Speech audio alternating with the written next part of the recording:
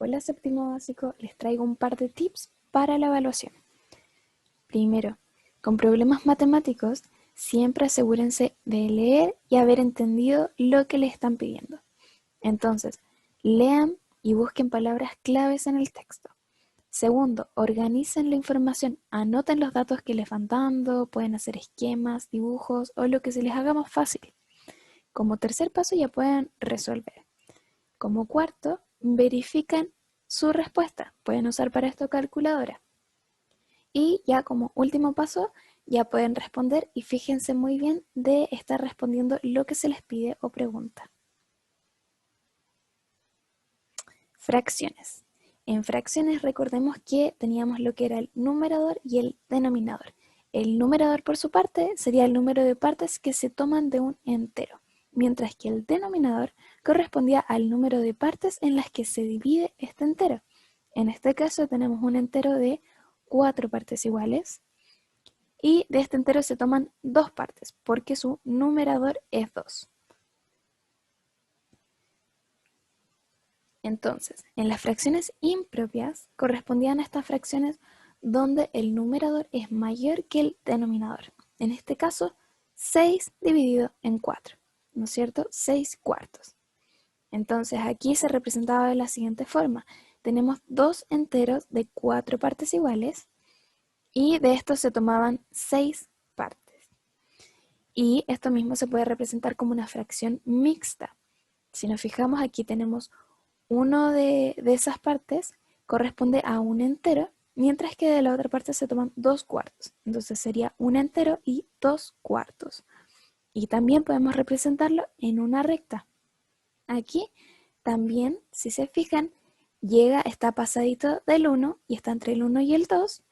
Y entre ese entero toma 2 partes de 4. Entonces esta fracción estaría ubicada justo allí donde está la flecha roja. También tenemos las sumas de fracciones. En este caso es una suma de fracciones con igual denominador. En este caso entonces el denominador se mantiene y los numeradores se suman o se restan, dependiendo si es una suma o una resta. En este caso se está sumando 1 más 2, lo que me da 3. Entonces me quedaría la fracción 3 partido en 3, lo que es igual a un entero. También tenemos las sumas de fracciones con distinto denominador. Aquí hay que recordar que como son distintos denominadores, hay que sacar el mínimo común múltiplo. En este caso lo calculamos multiplicando 3 por 2, lo que me da 6. En el 6, el número 2 me cabe 3 veces y el número 3 me cabe 2 veces. Entonces, teniendo el mínimo común múltiplo, eso significa que se amplificó entonces el denominador y por lo tanto también hay que amplificar el numerador. Aquí si se fijan, el entero ahora está dividido en 6 partes iguales. Entonces, para amplificar el numerador, nosotros agarrábamos el mínimo común múltiplo, 6, y lo dividíamos por el denominador y de luego lo multiplicábamos por su numerador. Entonces, esto hay que hacerlo con cada fracción.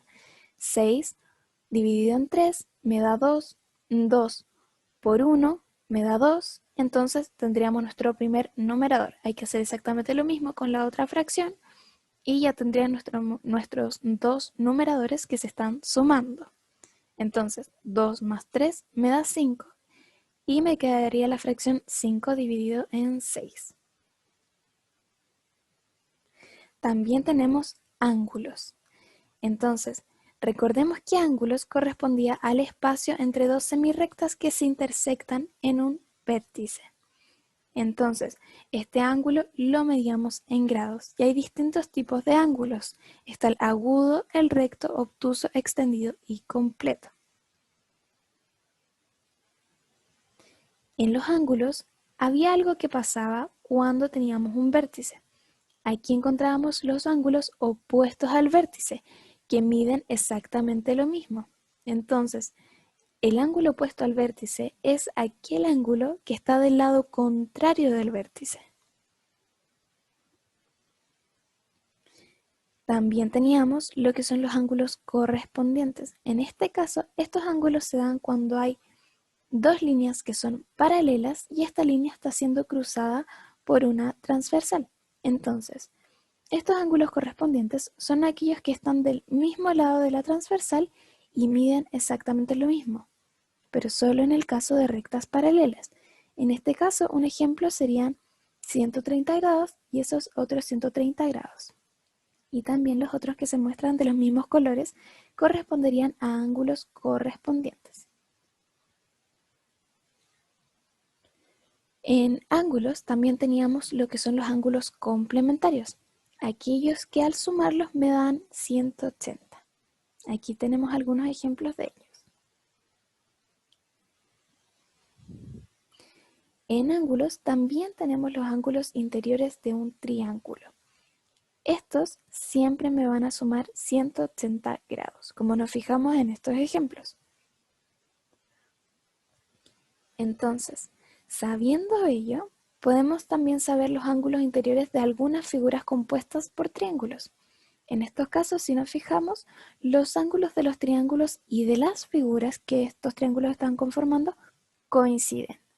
Entonces, en estos casos, nosotros podemos asumir que 180 más 180 en el caso del cuadrado, porque hay dos triángulos, me da 360. Eso quiere decir que los ángulos interiores de un cuadrilátero o de este cuadrado serían de 360 grados.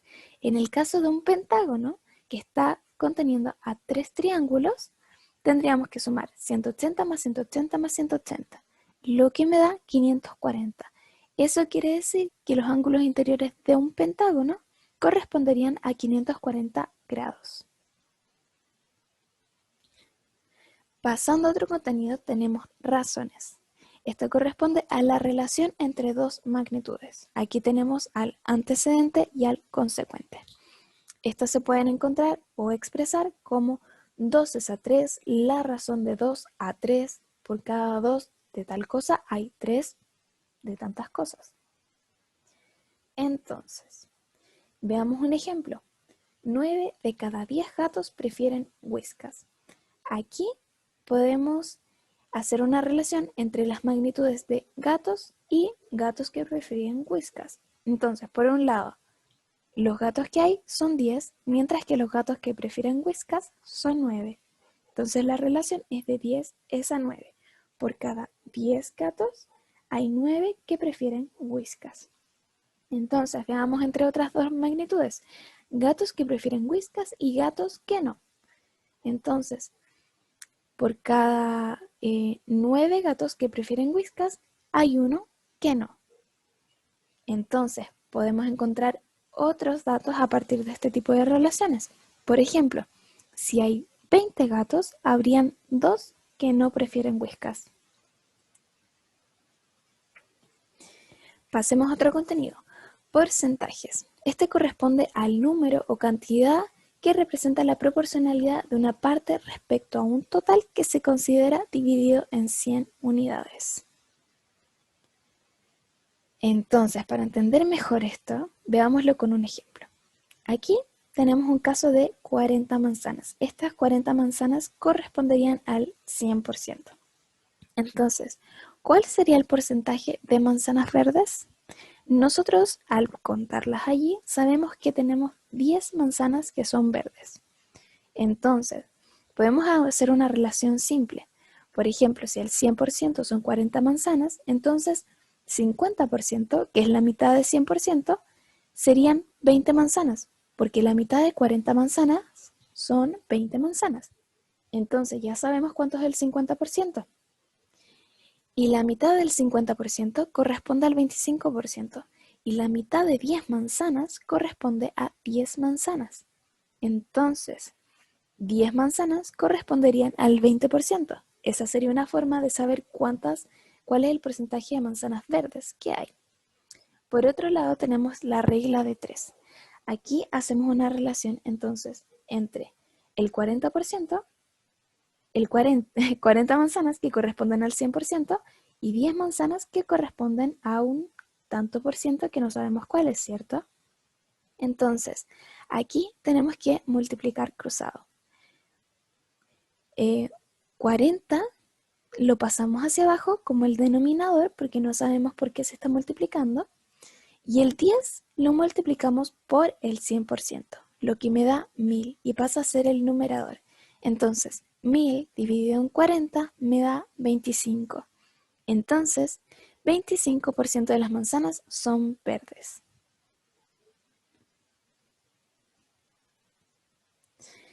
En decimales, aquí tenemos una parte entera, un punto decimal y una parte decimal. Para sumar o restar decimales, lo que tenemos que hacer primero es alinear los puntos decimales. Después ya podemos realizar la suma o la resta. Y como tercer paso tenemos que bajar el punto decimal siguiendo la misma línea que nosotros mismos establecimos, ¿no es cierto? Entonces, se sigue la línea para respetar el valor posicional de los números. Aquí tenemos decenas, unidades y décimos.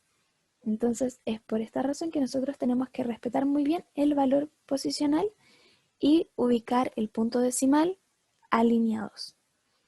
Como un tip, al multiplicar un decimal por 100, el resultado es lo mismo que mover el punto 2 espacios a la derecha. Aquí tenemos un ejemplo. 4,5 por 100 me da 450. Si se fijan aquí, movimos el punto 2 veces a la derecha. Con ecuaciones, aquí, ¿cómo planteamos ecuaciones? Aquí tenemos un ejemplo. Pero primero, tenemos que saber que para poder plantear una ecuación tenemos que comprender la situación. Como segundo, ahí recién podemos pasar a extraer datos. Como tercer paso, identificar la incógnita, que es lo que no sabemos. Y como cuarto paso ya pasamos a plantear como tal la ecuación, relacionando los datos mediante una igualdad. Entonces, ¿cómo hacer esto? En mi monedero no sé cuántas monedas tenía, pero hoy metí 4 monedas que encontré tiradas y al contarlas eran 25. ¿Cuántas monedas tenía en un principio? Bueno, acá, entonces, entendemos ya la situación. Para extraer los datos, ¿qué datos nos dan? Nos dan el primer dato de que metió 4 monedas al monedero. También nos dan el dato de que después al final al contarlas eran 25 monedas. ¿Y cuál es la incógnita? ¿Cuántas monedas tenía? Eso es lo que no sabemos y nos están preguntando, ¿cierto? Entonces, aquí, yo no sabía cuántas monedas tenía en un inicio, así que eso nos queda como una X, es la incógnita. Pero sí sé que metí 4 monedas, es decir, que al monedero se le sumaron 4 monedas. Y eso, al sumarlo al final, me daba 25. Eso significa que X más 4 es igual a 25. Lo que teníamos en un inicio, que no sabíamos que era, al sumarle 4 monedas me da 25. Entonces, con esa ecuación nosotros podemos saber cuántas monedas teníamos en un principio. Entonces, ahora pasamos a cómo resolver esta ecuación. Aquí lo que hacemos es trabajar en base a una balanza. Lo que nosotros sumemos o restemos lo tenemos que hacer a ambos lados de la balanza porque sabemos que es una igualdad. Entonces, aquí nosotros tenemos que despejar la X. Y para despejarla, como hay un 4 que se le está sumando, tenemos que restarle 4. Y si restamos 4 a un lado de la balanza, también hay que restárselo al otro lado de la balanza. Lo que nos queda como X igual 25 menos 4. Y 25 menos 4 es 21. Entonces, la incógnita sería 21. Esas corresponderían a las monedas que teníamos originalmente. Sucesiones y patrones. Aquí una sucesión corresponde a estos números, a esta seguidilla de números 5, 7, 9, 11, 13, 15. Esta sucesión de patrones tiene términos. Tenemos el primer término que correspondería a 5, el segundo que corresponde a 7, el tercero que corresponde a 9 y así. En cada sucesión tenemos un patrón o una regla general, que es la que determina el valor de los números que nos entregan en base a su posición. Entonces, nosotros para encontrar la regla general o el patrón de una sucesión, lo podemos encontrar de la siguiente forma. Veamos el ejemplo.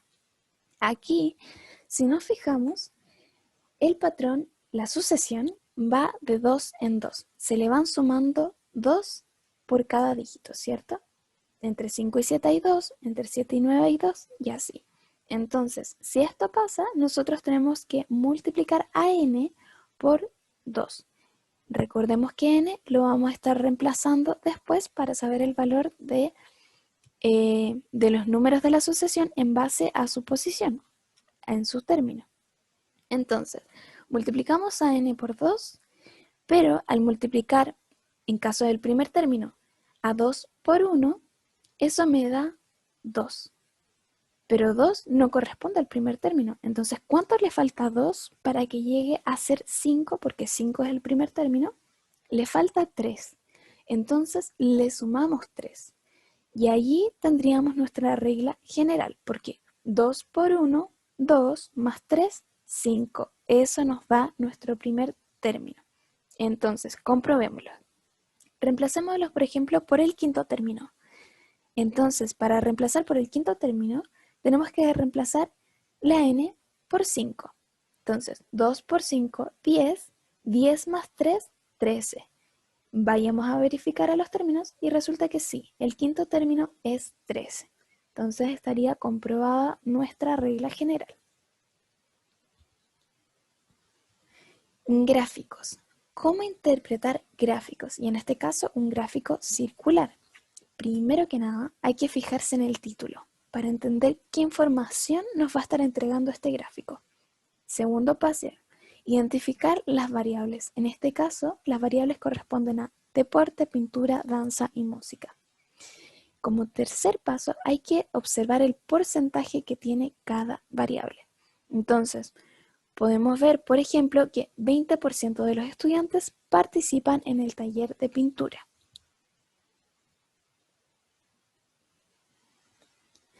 ¿Cómo interpretar un gráfico de barra doble? En este caso también tenemos que fijarnos en el título para saber qué información nos va a entregar. En este caso es cantidad de estudiantes por curso. Como segundo paso, hay que identificar las variables. Por un lado es curso y por el otro lado es la cantidad de estudiantes. En curso podemos identificar que hay curso de sexto A, sexto B y sexto C, mientras que la cantidad de estudiantes va de 0 a 24. También hay que identificar las categorías. Si nos fijamos aquí, hay dos categorías, por un lado mujeres y hombres. Mujeres está representado en color celeste y hombres en color amarillo. Entonces, ya podemos observar la cantidad que tiene cada variable según sus categorías. Entonces, por ejemplo, podemos darnos cuenta que en el sexto A hay 20 mujeres. También ya habíamos visto lo que era el área, el cual corresponde al cálculo matemático para medir la superficie. Sabíamos que en el caso de un cuadrado, la fórmula para calcular el área corresponde a base por altura, mientras que en un triángulo es base por altura dividido en 2. También podíamos calcular el área de figuras en 3 dimensiones.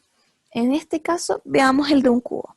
Aquí lo que nosotros hacíamos para medir el área de superficie de este cuerpo geométrico era ir cara por cara. Es decir, tenemos que descomponer la figura en sus distintas caras y de cada cara nosotros calculamos el área y luego lo sumamos. Entonces veamos, aquí si es de base 3 y de altura 3, significa que tendríamos que multiplicar 3 centímetros por 3 centímetros, lo que nos da 9 centímetros cuadrados.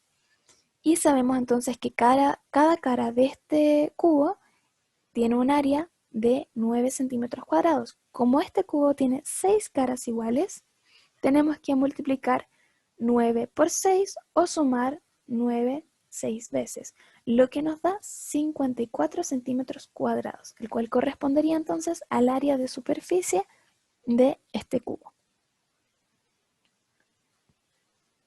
También teníamos lo que era el volumen, el cual corresponde al espacio que ocupa un cuerpo.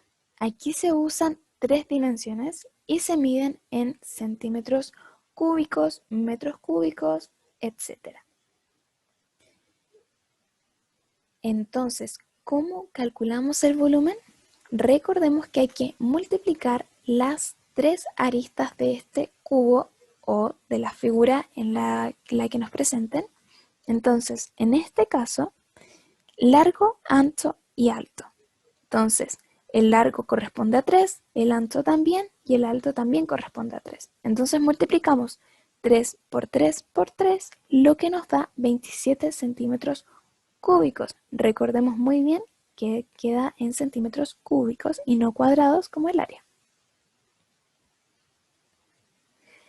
Entonces, veamos otro caso. Si lleno de agua la mitad del cubo, ¿cuál sería el volumen del agua? Al ser la mitad del volumen del cubo, solo habría que dividir el volumen total que ya acabamos de calcular por 2. Habría que hacer esa división. Entonces, 27 centímetros cúbicos dividido en 2 me daría 13,5 centímetros cúbicos, entonces que correspondería al volumen del agua. Lo mismo entonces en caso de que nos digan, por ejemplo, que está ocupando un cuarto de la figura o un sexto y así. Tendríamos que entonces dividir en base a lo que nos están diciendo. Esto básicamente porque la altura considerada cambia, uno de los datos cambia. Aquí si se fijan estamos haciendo la multiplicación de 3 centímetros por 3 centímetros por 1,5 centímetros porque su altura se dividió a la mitad. La mitad de 3 centímetros es 1,5.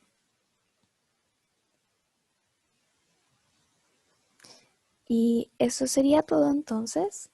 Que les vaya muy bien en la prueba. Adiós.